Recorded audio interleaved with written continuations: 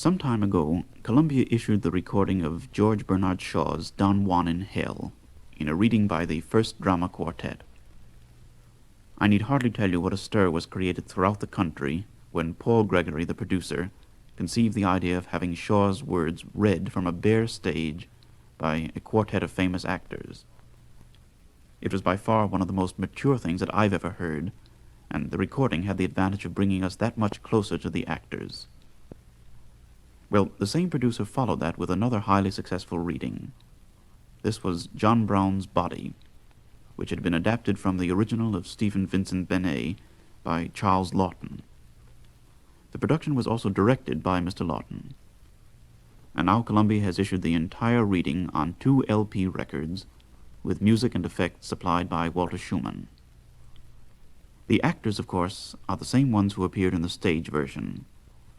They are Tyrone Power, Judith Anderson, and Raymond Massey.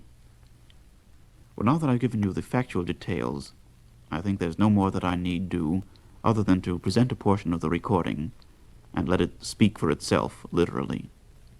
Glory, glory, hallelujah, his soul is marching on. John Brown's body lies a-mouldering in the grave. Spread over it the blood-stained flag of his song. John Brown is dead, he will not come again. Bury the South together with this man. Bury the bygone South. Bury the minstrel with the honey mouth.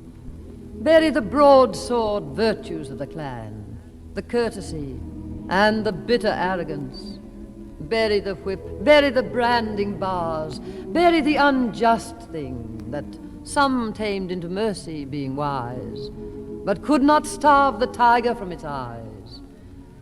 Bury the fiddle music and the dance, the sick magnolias of the false romance. And with these things, bury the purple dream of the America we have not been, the tropic empire seeking the warm sea, the last foray of aristocracy, the great slave-driven bark, full oared upon the dark, with fetters for the crew and spices for the few, the pomp we never knew. Bury this too.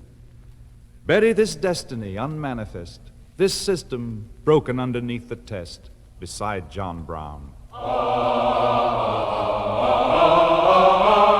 Out of his body grows revolving steel. Out of his body grows the spinning wheel, made up of wheels. The new mechanic birth, no longer bound by toil to the unsparing soil or the old furrow line. The great metallic beast, expanding west and east. His heart a spinning coil, his juices burning oil, his body serpentine. Out of John Brown's strong sinews, the tall skyscrapers grow. Out of his heart, the chanting buildings rise. Rivet and girder, motor and dynamo. Pillar of smoke by day and fire by night. The steel-faced cities reaching at the skies.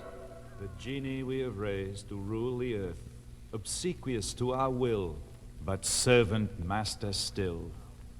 Now when the crowd gives tongue, and prophets, old or young, bawl out their strange despair, or fall in worship there, let them applaud the image or condemn, but keep your distance and your soul from them. And while the prophets shudder or adore before the flame, hoping it may give ear, if you at last must have a word to say, say neither in their way, it is a deadly magic and accursed, nor it is blessed, but only it is here. It is here. It is here.